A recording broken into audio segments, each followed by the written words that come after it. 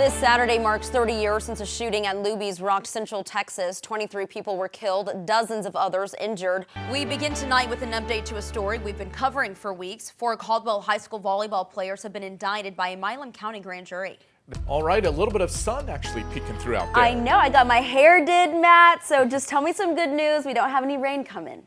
No, we don't. All right, there we go. All right, so okay, I'm on Niyah's good list. First one at 25. The Baylor Bears making it to the Sugar Bowl in New Orleans, battling Ole Miss, and it has been a busy week for the Bears. The team started practice this week in Waco when they were actually supposed to be in New Orleans. The trip delayed to Wednesday, avoiding potential COVID problems. Threats, rumors, a suspicious list, stories coming out of Bruceville Eddy High School all tell a different tale about what happened yesterday. 25 News reporter Alicia Nespreto brings us what we know so far.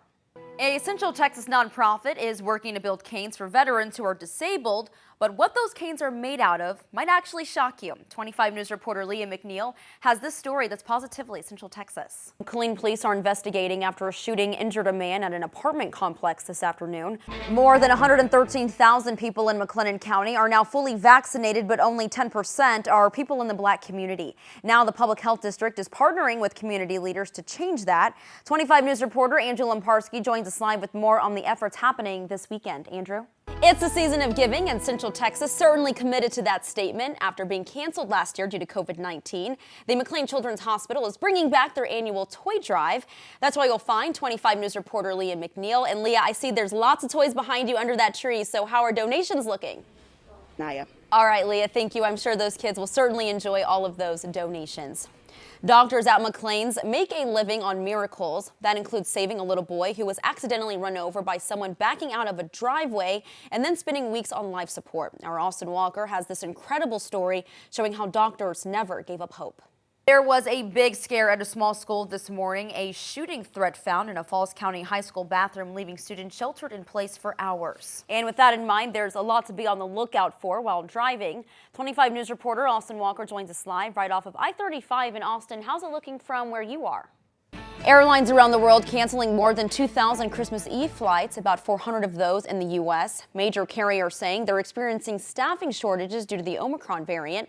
And now let's get a first check of weather. Todd, I would imagine if Santa comes to Texas, he'll be in shorts and a t-shirt. Yeah, he's maybe a Hawaiian shirt, right, Kelly? Holiday travel continues to be a mess as we head into the new year. More than 1,000 flights were canceled just this morning, topping the total for the 7th straight day.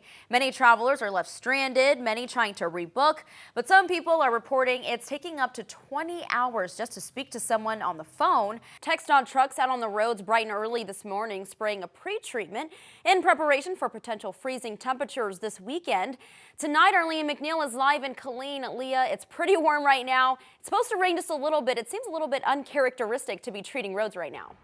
All right, you know what time it is. Time now for a first check of weather, and Chief Meteorologist Matt Hines is here. Matt, I have been begging and begging for cold temperatures. Okay, this weekend it's going to get colder. It's not going to be cold, but it's a colder. start. So we're going to have that.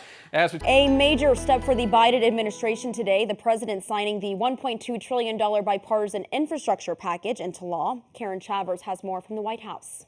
Thanksgiving is only 3 weeks away, and can you believe it? Any entity that fails to comply with the order could be fined up to $1,000.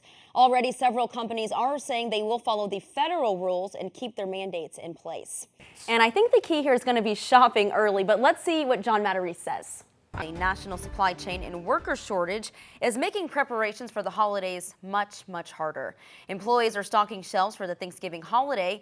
Prices we pay on everyday items went up in September. Data from the Labor Department shows consumer prices went up 0.4% from August to September. Killeen ISD is working to slow a spike in COVID cases among kids.